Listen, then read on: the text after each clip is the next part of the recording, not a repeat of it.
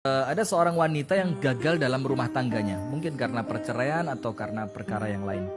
Kemudian setelah berjalan waktu cukup lama, faktor usia juga, sampai akhirnya seakan-akan harus nggak mikir ke sana lah, nggak mikir nikah lah, nggak mikir dapat jodoh lagi lah. Selain karena sudah faktor usia, karena mungkin sudah terlalu nyaman dengan keadaan selama ini, yang sudah jomblo ini udah mulai nyaman dengan jomblonya, atau juga karena sudah merasa apa? Ada kenangan-kenangan buruk masa lalu yang dia khawatir itu akan terulang. Akhirnya hopeless, sudah nggak mikir nikah lah. Padahal pernikahan adalah separuh dari agama. Nah, apa yang harus dia lakukan? Yang pertama, Anda harus yakin ketika punya pengalaman buruk pada pernikahan yang sebelumnya, Anda pelajari dulu. Pernikahan sebelumnya gagal karena apa? Kan tentu tidak mungkin ada kegagalan tanpa sebab. Maka difikirkan, ini saya sebelumnya gagal karena apa ya? Mungkin karena salah pilih pasangan, mungkin karena tidak ada restu dari orang tua, mungkin karena faktor kurangnya ilmu, kan begitu ya. Nah, maka itu dulu yang kemudian menjadi fokus untuk diperbaiki. Itu yang pertama, cek apa kesalahannya, perbaiki. Yang kedua, harus punya husnudzon, baik sangka kepada siapa? Allah Subhanahu wa Ta'ala. Ketika Anda sudah berikhtiar dengan baik, Anda sudah menjalani prosesnya dengan baik, Anda betul-betul mengikhlaskan niat karena Allah, Anda harus husnudzon sama Allah.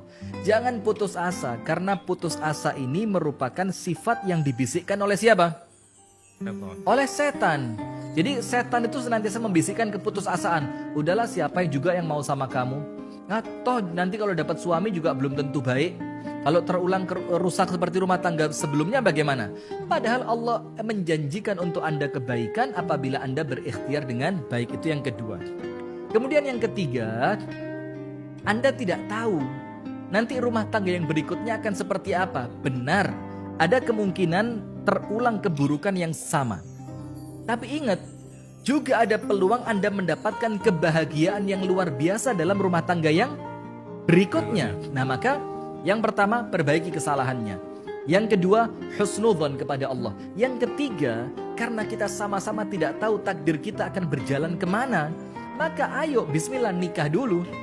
Tentu bukan dengan saya ya, mungkin carilah calonnya yang tentu baik gitu ya. Calon yang tentu baik, calon yang insya Allah mengerti agama, yang orangnya nampak pengertian, seperti itu kan. Nah, kalau semuanya sudah, tawakal kepada Allah. Karena apa? Orang yang tawakal kepada Allah, Allah akan berikan kecukupan kepadanya. Kecukup apa? Cukup bahagianya, cukup senangnya, cukup cintanya, cukup kepuasannya, cukup ekonomi. Semuanya Allah cukupi. Kapan? Ketika Anda bertawakal kepada Allah. Tapi ingat, tawakal itu datang setelah ikhtiar yang cukup dan benar.